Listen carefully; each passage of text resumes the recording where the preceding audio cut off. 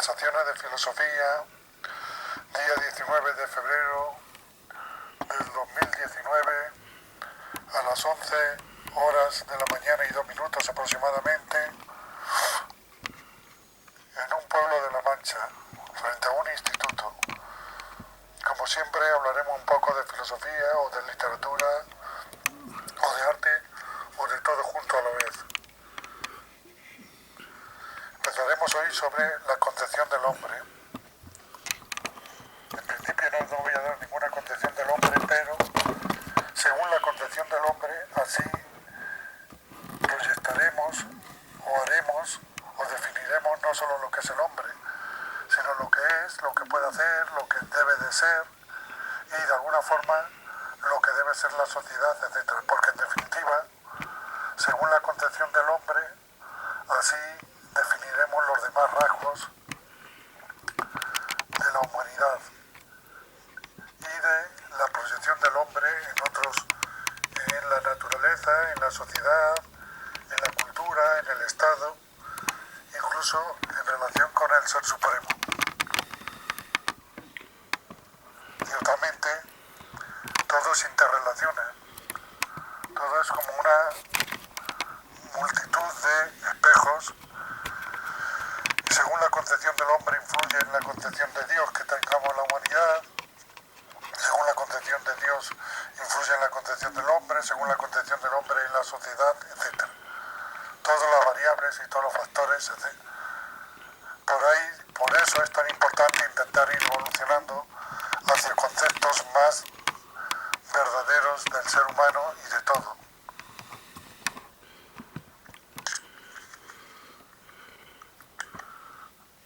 Aquí, digamos, entre las últimas casas del pueblo, el instituto, uno se pregunta, sin quererlo, da un aire de soledad y de silencio. Uno se pregunta, no se pregunta conscientemente, sino le surgen preguntas.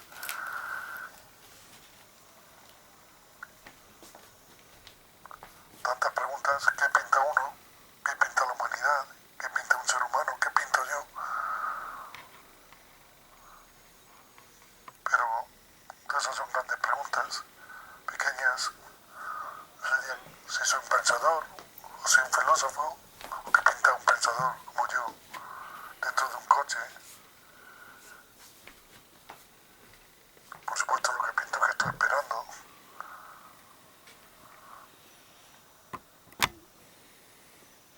Estoy esperando para volver otra vez al lugar de residencia.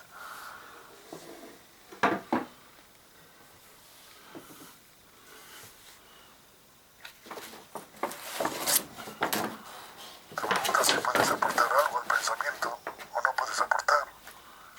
Si has aportado algo o no has aportado. Creo, o estimo, o me parece, que los seres humanos aceptamos cientos, porque son cientos, de definiciones y descripciones sobre la realidad que no son totalmente ciertas. Unas no son totalmente ciertas desde el punto de vista científico y otras no son totalmente ciertas desde el punto de vista, digamos, humanístico, filosófico.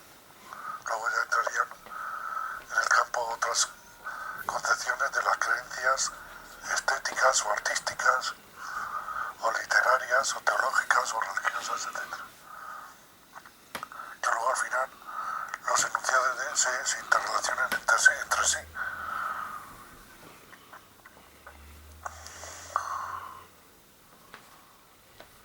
Que no sean totalmente ciertas no quiere decir que sean totalmente erróneas. Creo que se confunde.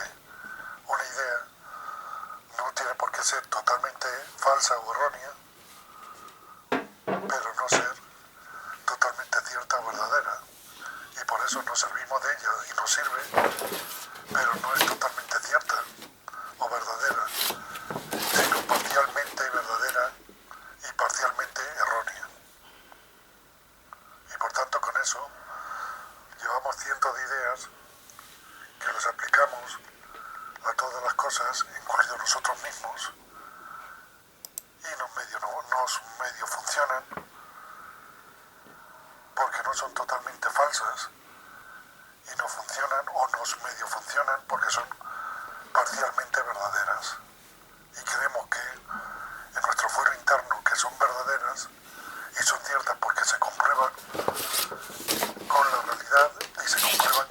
realidad solo en determinados casos. Y pensamos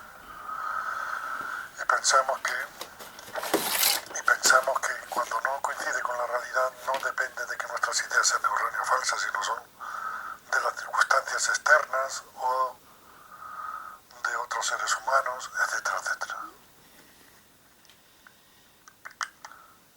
Creo que a estas alturas ya de mi existencia, entre otras cosas, ya no tengo muchas ganas de pensar, ni de escribir, ni de pintar. Quizás ya haya que reducir, digamos, los campos, o digamos que me lo dan resuelto, ya como que el interior, digamos, personal, o la psicología, o la psique, o la edad, o todo junto, o el cansancio, me lleva a pensar que tengo que reducir los campos, como de hecho está sucediendo. Seguir con los textos, digamos, de filosofía y literatura, forma de fragmentos, sería lo primero. Seguir con los artículos periodísticos, por muy modestos que sean, son artículos.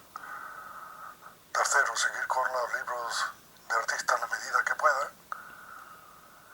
Y cuarto, quizás ya ir pensando sistemáticamente en dar a conocer el trabajo de lo que queda que nos ha dado a conocer. Las publicaciones, aunque sean muy modestas, pero son publicaciones. En sentido estricto se muestran al público, que luego no haya ningún público, que luego no haya 100.000 copias, sino que solo haya 30 o 20 o 10, pero se muestra a los demás.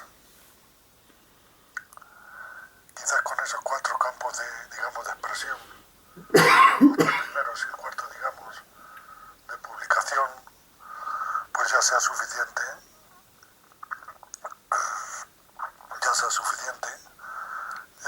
porque a veces estoy tentado otra vez la poesía, seguir con la epopeya, o con la novela. Me ha surgido una editorial que si me leen el comité de lectura, si hago una novela, pero ya a estas alturas ya estoy muy cansado. Ya es como si la mente no tenga, o quizás por los últimos acontecimientos, digamos, biomédicos que me han sucedido, o por mil razones que desconozco, y otras medio conozco, y otras conozco, que no tengo yo que... Ya está. Esta conversación de filosofía, pues, también, pero esto es, digamos, coyuntural, aunque ya van 300, y la foto, pues, también, pero digamos que sí, no sé, pero centrarme sobre todo en los campos.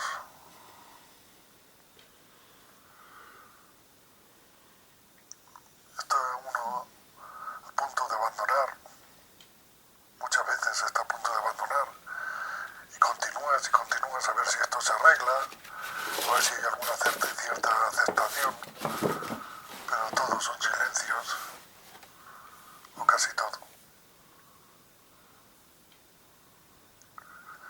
En fin, ¿qué le vamos a hacer? Por otro lado, pues, el médico tiene que intentar curar las enfermedades, diagnosticar bien y pronosticar lo correcto. Y quizás yo tenga que intentar buscar ideas más acertadas y más verdaderas, porque ideas todo el mundo tiene, los pensadores, los filósofos y escritores más que nadie, más que ninguno, porque han leído más y se creen más listos, tienen más cultura y tienen más diversidad de conocimientos que el hombre que tiene que estar sembrando todos los días, o incluso que el profesor que tenga que estar dando clase, o que el médico. Pero no es la cuestión una nueva idea, o una nueva o antigua, sino la que sea más verdadera, o más real, y más verdadera, más bondadosa, más para el bien. Cada uno con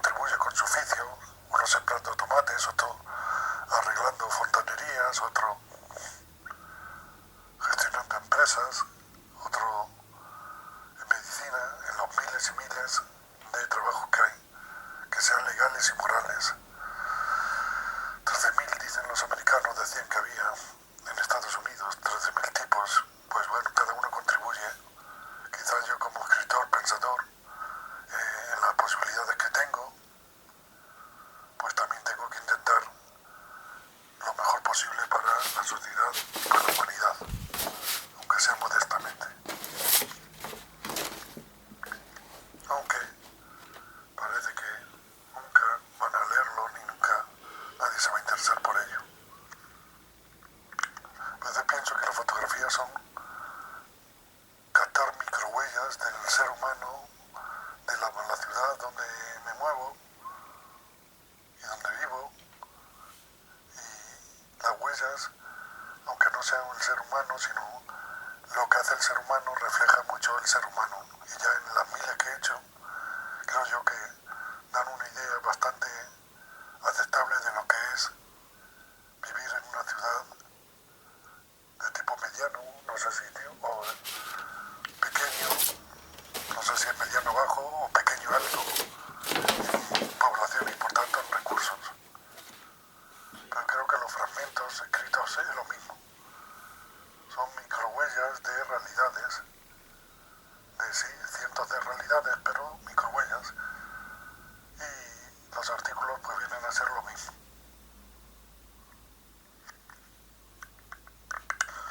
Podríamos denominar síndrome de Riquet. Riquet es un pensador filósofo francés. A ese síndrome de que, como él, no supo quién era su madre. Entonces, dicen que al final de su vida, en su mesita de noche, tenía dos fotos de dos mujeres porque no sabía cuál de ellas era su madre. Le dijeron que no sé si sería verdad que su madre se murió en el parto y luego su padre murió un año después en la guerra del 14. Y entonces se quedó con sus abuelos. Yo creo que esto es importante, que podríamos llamar síndrome de Riquet a aquellas personas que no saben quién es su madre. Este de Riquet sería un caso, pero deben de existir otros, muchos, que no es toda la sociedad, claro, sino un tanto por ciento en las distintas variedades. Yo creo que eso condiciona toda la vida de una persona, su modo de pensar, de sentir, de actuar, de desear, de hablar. Quizás en ese sentido, pues, siempre históricamente los abuelos o alguna tía han intentado cumplir esa obligación.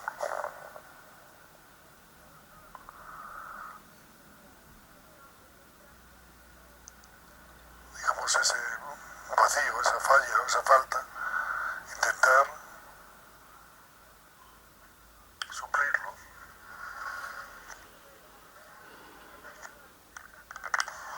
El grave problema de la filosofía, a mi modo de ver, es el problema del sistema. Un concepto X se puede hacer una definición, una descripción, pero está relacionado con otros 10 o 12 conceptos. Esa es la cuestión, cómo combinarlos, sumarlos, relacionarlos, etc. Eso es lo que deberíamos buscar, un método, un sistema que nos permita relacionar los conceptos diferentes que están en relación con un objeto, con una realidad, con una entidad. Y yo creo que este método, si se descubriera, nos permitiría conocer más y mejor lo real y la realidad.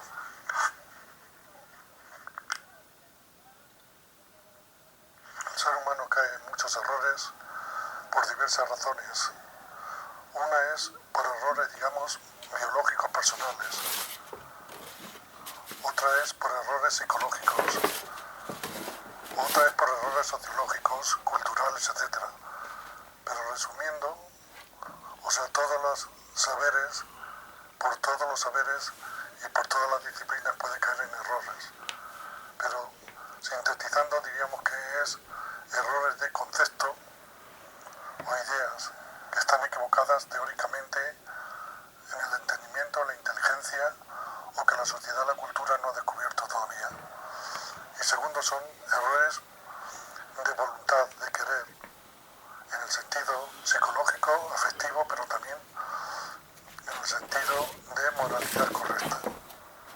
Si juntamos estos dos tipos o áreas de errores, encontraríamos muchas de las fuentes del mal y de los males.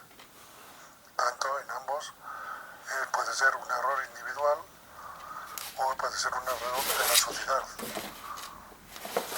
O puede ser que la sociedad ya haya llegado a una idea correcta, pero el individuo en concreto no. A todo eso luego rodeenlo ustedes las cuestiones que ahora llamarían categorías sociales, políticas, económicas, culturales, ecológicas, etcétera, etcétera.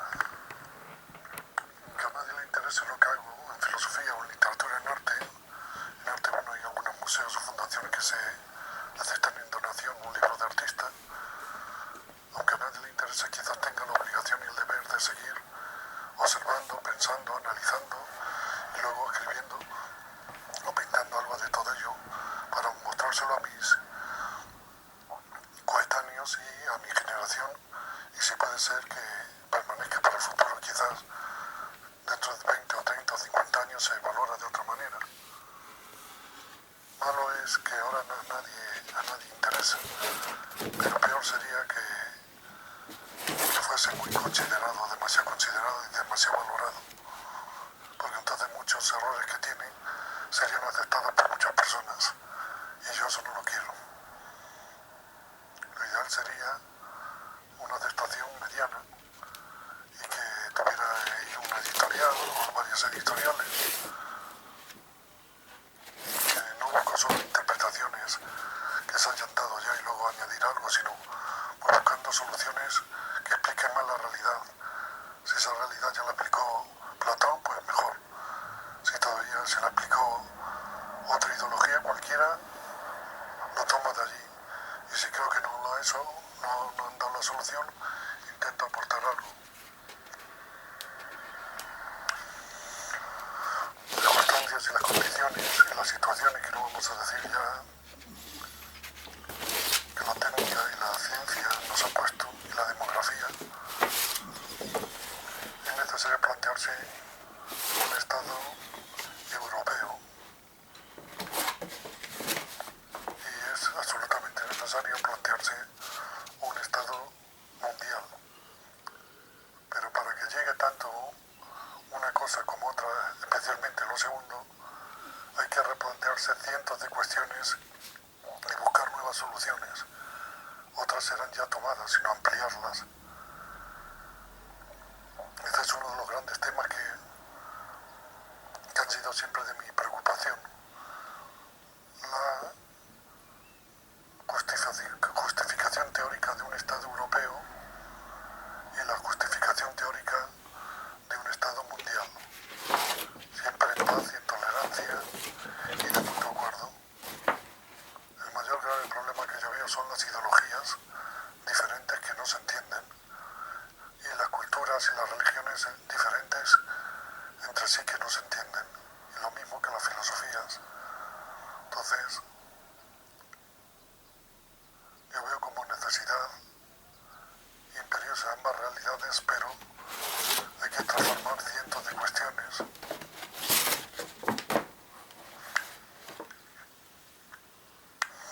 No soy tan orgulloso para pensar que yo tengo capacidad y conocimiento para crear una escuela filosófica o literaria filosófica, y ni tengo las capacidades ni tengo las posibilidades.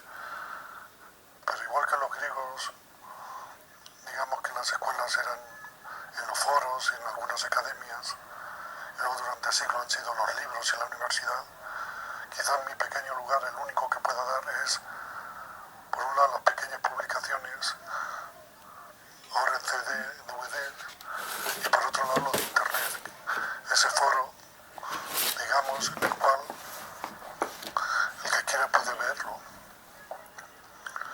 En Internet pues relativamente poco, pero es suficiente para, digamos, una especie de entendimiento con el resto de seres humanos.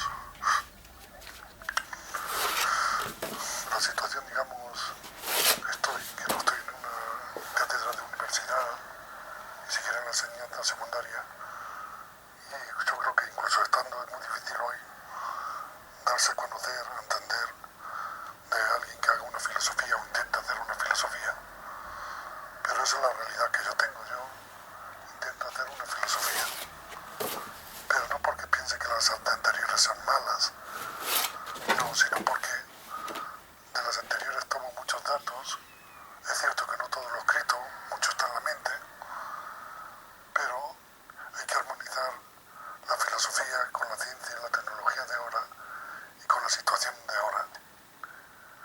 Nunca como ahora está la necesidad, por ejemplo, de las culturas y religiones y toda la filosofía occidental y orientales se entiendan o se comprendan. En definitiva, sin caer en la soberbia y la vanidad, estamos intentando concebir teóricamente o replantear teóricamente cientos de cuestiones filosóficas y no filosóficas. Porque yo trato, a lo mejor en un párrafo, en un fragmento, de 10 o 12 líneas o 15 cuestiones que a lo mejor no entran dentro del campo tradicional de la filosofía, pero desde el punto de vista filosófico, algo de ciencia, a lo mejor ciencia social, etcétera. Necesitamos que todas las ciencias sociales y todo el resto de saberes nos den su opinión o sus ideas o sus concepciones sobre cada cosa. Y a eso hay que añadir lo que dicen las culturas, las religiones, la filosofía, las estéticas sobre esa cuestión. Estamos en una nueva situación, no sé si lo entendemos, una situación en la cual el ser humano tiene que mirar ya como el planeta como una comunidad, aunque haya diversidad entre nosotros. El ser humano frente, digamos, al sistema solar o al universo. Tenemos que dar ya el paso, aunque yo no lo vea, de empezar a habitar el sistema solar de una forma permanente, que podemos tardar 50 o 100 años, pero ya tenemos que dar ese paso, como otros muchos.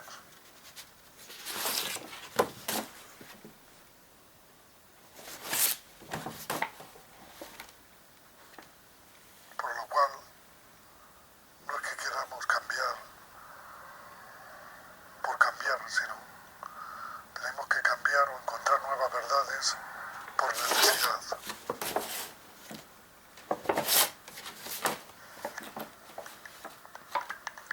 Y que dar nuevas preguntas. Siempre me he pensado que igual que las especies nacen unas de otras, las ideas y los conceptos nacen unos de otros, aparte de la confrontación con la realidad. El ser humano intenta pensar de otro modo, explicar la realidad. Ahora se ha encontrado que la genética es la gran explicación de las especies. Me pregunto si hay una genética en filosofía o en las cuestiones que la filosofía y las humanidades tratan.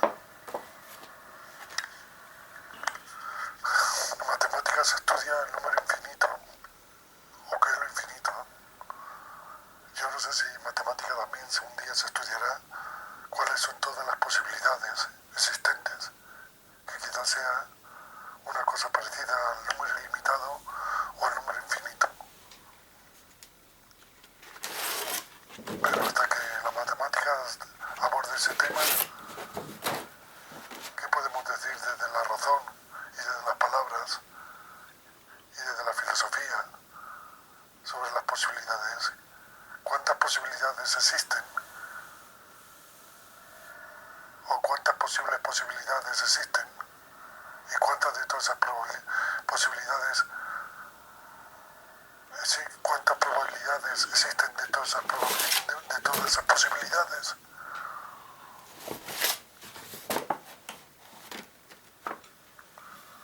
En un siglo, en 100 años se cambiaron en todo, a nivel teórico y práctico en multitud de temas, pero uno de los que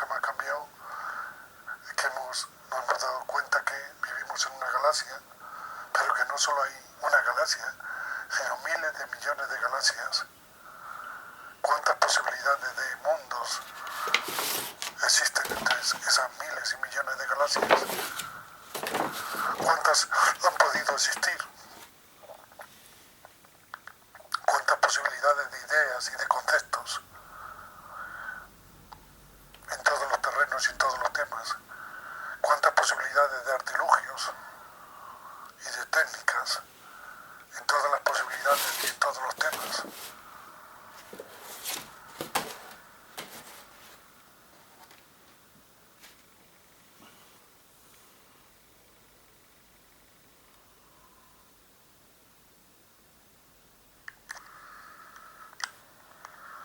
Nunca he pensado que hay que escribir por escribir o pintar por pintar, sino que se escribe y se pinta porque hay algo que no entiendes o que no comprendes. A lo mejor otros lo entienden o lo comprenden, o otros lo comprenderán o lo entenderán dentro de 20 años o 100 años. O quizás has encontrado una nueva razón o argumento para algo y se juntan con 10 razones o argumentos ya. O quizás para entenderse y comprenderse mejor, o entender y comprender mejor, o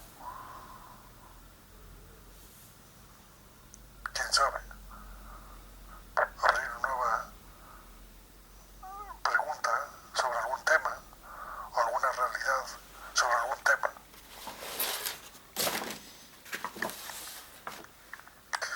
Hay que tener en cuenta que mucha filosofía, incluso la del siglo XX hasta la mitad del siglo XX, se ha fundamentado teniendo como marco mental que solo existía la galaxia que tenemos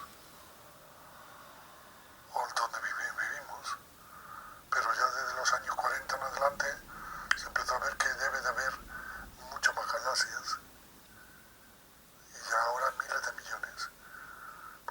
Puede ser que la filosofía no se ocupe de las galaxias, pero no es lo mismo pensar que vives en una isla de 10 metros que pensar que vives en una isla de 1000 kilómetros. Pues algo pasa. Eso psicológicamente, aunque no hablemos de las galaxias, todo lo cambia. Es un parámetro que todo lo cambia, entre otras cosas. Por tanto, igual que hay filosofías de siglos anteriores, que lo máximo que han tenido en cuenta son las ciencias de su época y de su tiempo, cuando las han tenido. Otras veces ni siquiera. Y las tecnologías. Pero nosotros tenemos que tener en cuenta la ciencia y la tecnología en la medida que podemos, claro, de ahora, y la que se prevé para mañana, dentro de 10 o 20 años. En ese sentido, a mi modo de ver, toda filosofía nace equivocada. Porque la filosofía, en gran parte, tiene que basarse en datos, argumentos, razones, hechos y datos que nos aportan las ciencias y las tecnologías. Y luego sobre eso razonan y argumentan. La filosofía como ciencia de segundo grado que tanto le gusta a los profesores de filosofía decir.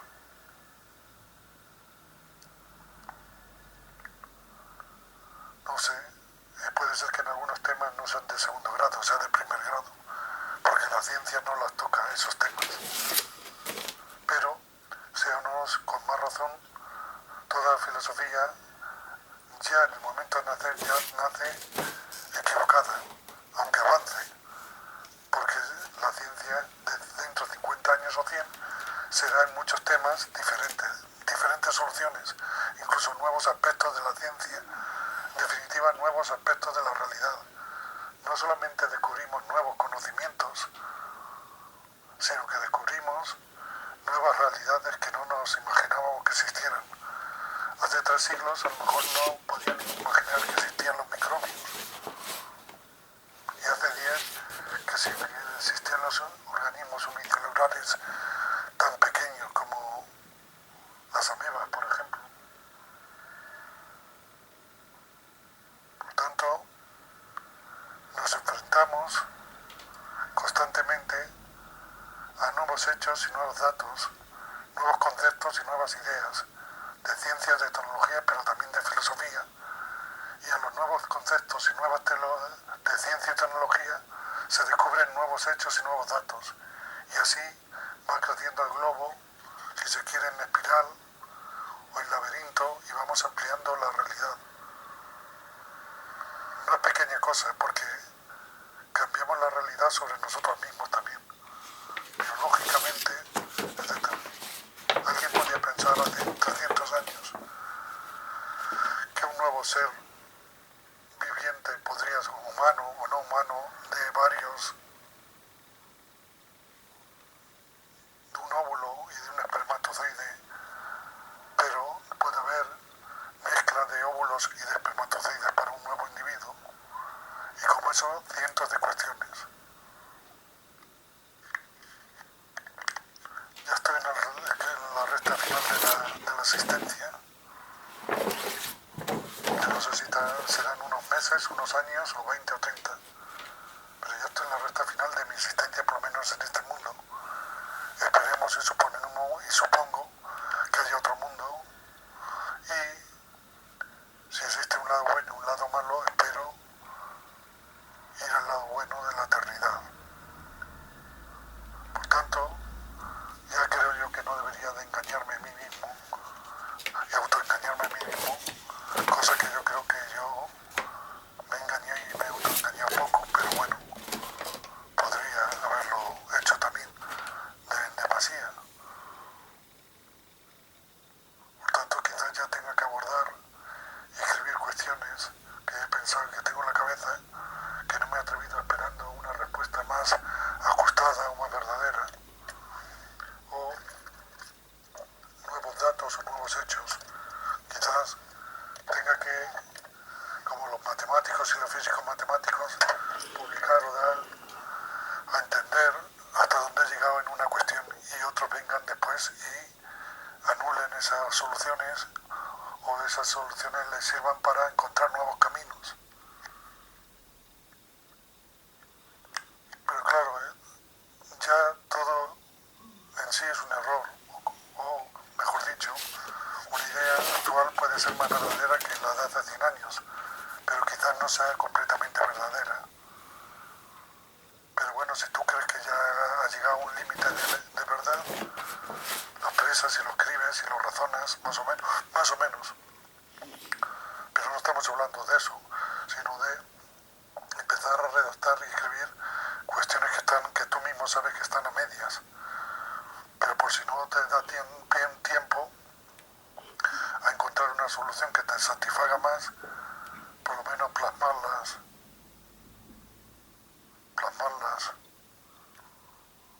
para que otros las desarrollen y la perfeccionen, si es que sirve de algo. Porque en mi caso, en otros pensadores o escritores pueden pensar que tienen un camino, que han abierto un camino, que seguirán leyéndose sus libros y sus obras, aunque sea en poco, por especialistas, pero en mi caso no. En mi caso no hay, hasta el momento, no están interesados, ni creo que los tengan los especialistas. Y a lo mejor si un día estuviesen, a lo mejor ya se ha perdido una gran parte de los escritos. Igual que no sé cómo, en qué estado estarán las pinturas, miles de pinturas en papel y miles de dibujos, y docenas de libros de artistas de hojas pintadas o dibujadas. Me para uno, personalmente, una vanidad y una soberbia, y un deseo quizás consciente e inconsciente, porque otros pensadores y filósofos te lean y piensen y te critiquen positivamente o negativamente las ideas, y quedar de alguna forma en la historia. Decir que esa idea o ese deseo no lo he tenido sería engañar.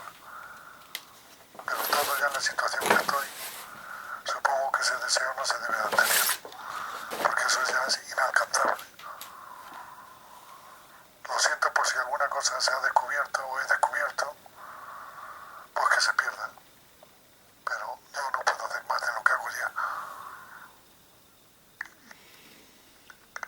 Pero tener tan poco éxito lleva, o mejor dicho, tan poca aceptación,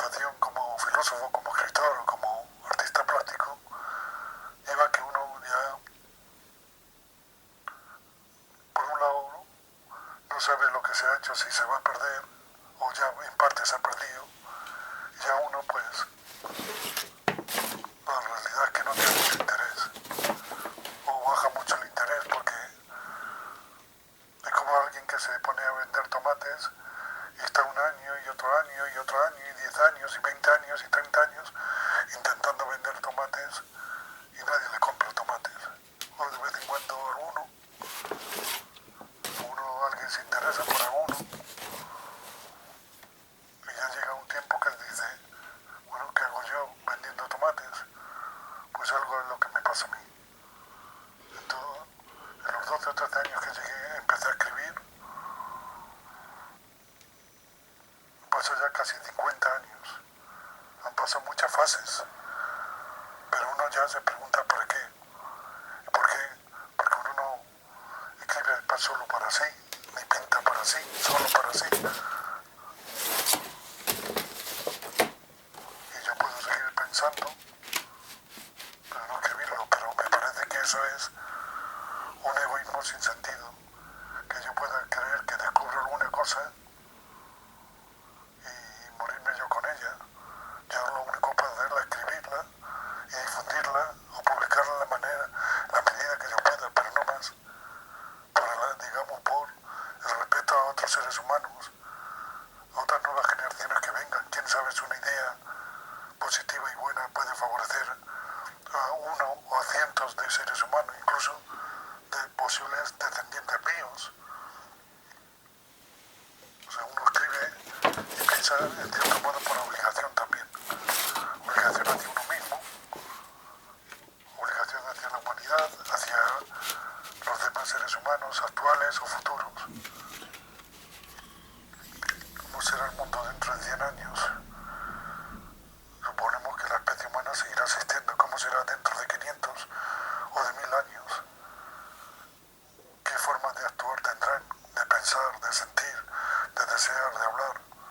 Habitarán ya el sistema solar, viajarán por nuestra galaxia, se habrán encontrado con otras especies vivas en otros planetas o con otras civilizaciones diferentes a la nuestra. Los sistemas de inteligencia artificial habitarán junto a los seres humanos, existirán 10 o 12 o 100 especies humanas diferentes y cientos de especies de inteligencia artificial, además de otras especies vivas o llamemos naturales del universo o en la galaxia, digo, porque yo creo que a las otras galaxias no llegaremos en 100 ni 1000 años, llegaremos en más tiempo. Se formará lo que yo llamo un multiorganismo o un superorganismo, una unión entre todos los individuos, todas las máquinas en un sistema central, digamos, como